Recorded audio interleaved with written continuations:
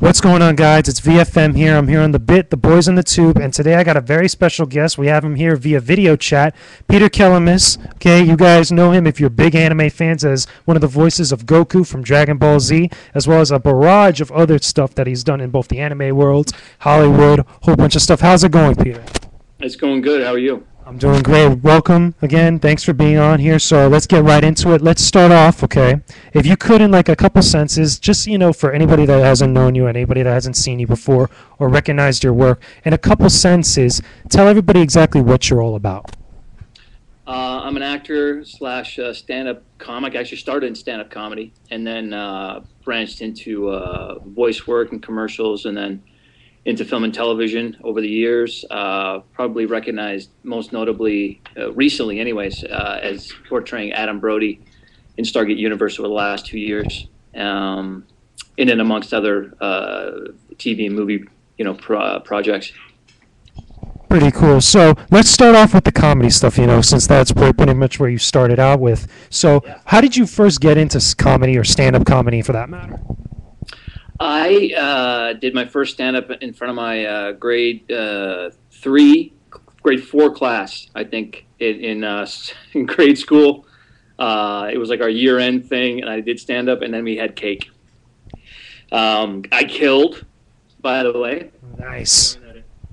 So that was my first stand-up gig, and I was always fascinated with stand-up, watching shows like the Carol Burnett Show and the Rich Little Show and Three Stooges, anything funny I was just enthralled with.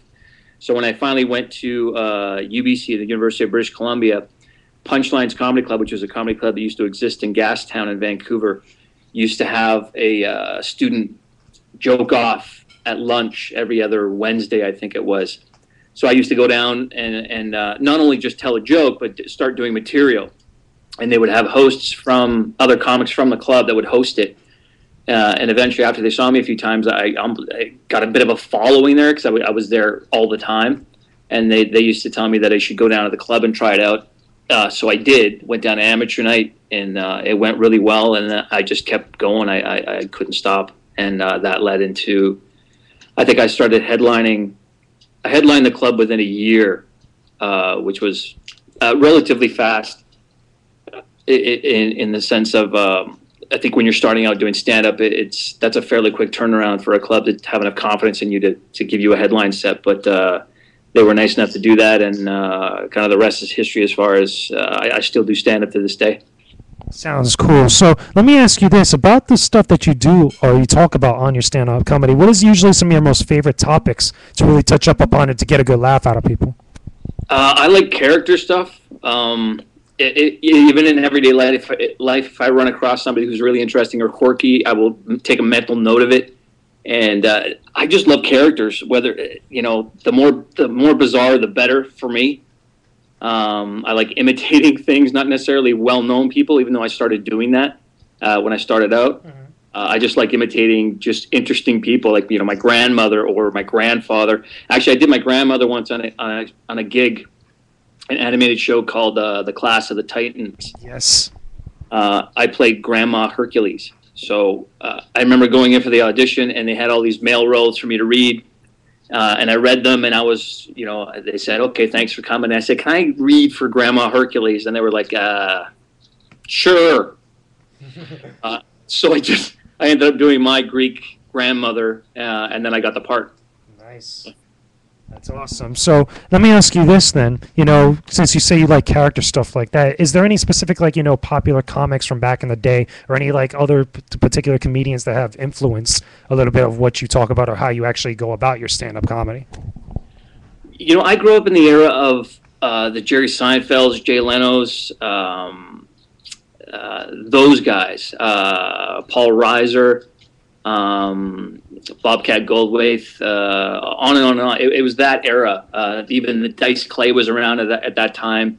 So there were all these big personalities that went on to these great things. Tim Allen. So there were guys that I love Tim Allen because of the character stuff. A lot of people don't know him from the television show, but if you've never seen his stand-up before, you really should try to watch it. It's incredible, incredibly funny, for the reason that he throws in these characters of, you know, the alpha gorilla type male needing tools and you know, that thing. Yeah. It's hilarious, and it's all character based, and I love that stuff. Now, in all the shows and all the different types of gigs that you've done for stand-up comedy, was there any one that particularly stood out that had a memorable moment or that really stuck with you throughout the years? Stand-up wise,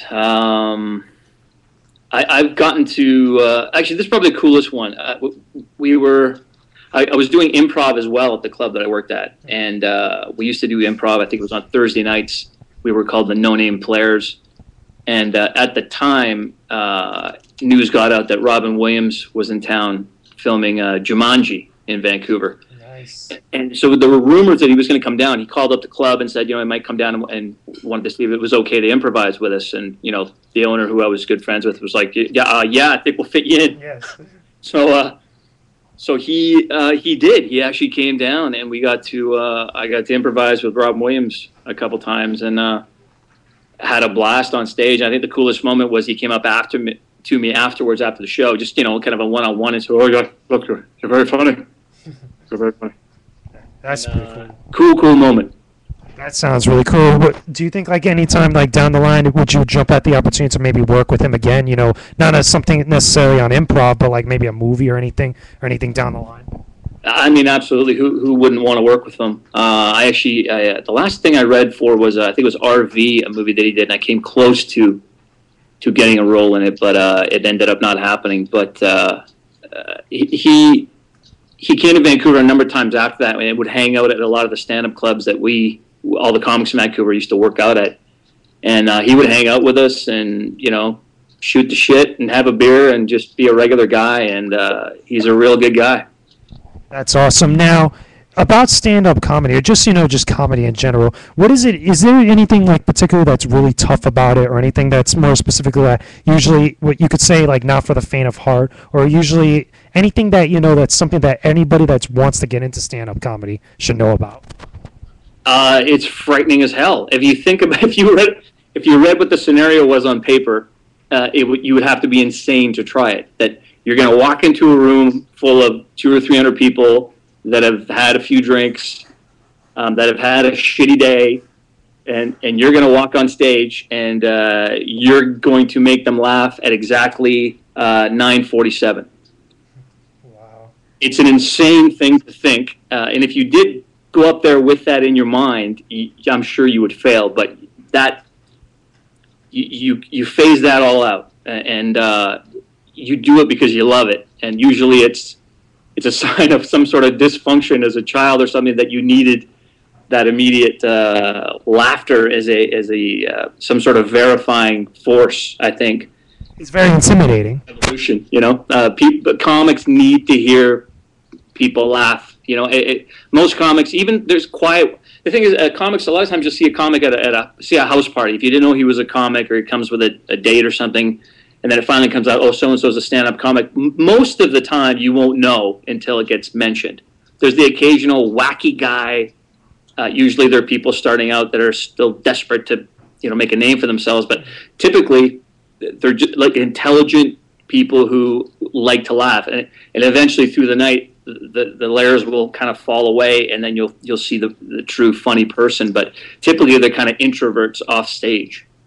Sounds cool. So before we go to the next part, one quick, like, you know, shoot fire question. Which type of comedy do you think is a little bit much more acceptable? Do you think the much more clean comedy, the much more, you know, sophisticated or intellectually funny stuff, or the much more, like, you know, some people like to go down and dirty, they'd be a little more vulgar or a little more direct and blunt? Which one do you think is a little much more better for you, or in general? You know, I personally have never been a fan of the really dirty stuff. I know it's just as much a skill. Some people think it's an easier way out, say doing condom jokes or fornicating jokes or whatever people want to do. I've never been a specific fan of that, but I can still see the talent in people that do it. It's no different. The risk isn't any less doing that as a performer. But I think it's kind of like saying what's your favorite genre of movie. You know, say if you like sci-fi, well, you like sci-fi, but every now and then you see you want to see a comedy. You know, so it's just a different type of comedy. It's just that's available to people, and it's good to have the variety. You can't have the good without the evil kind of thing. Yeah, really cool. So right now, guys, we're going to go into part 2 as I continue to sit down with Peter Kelamis. We're going to talk about some movie and TV related stuff in just a second. Stand by for part 2.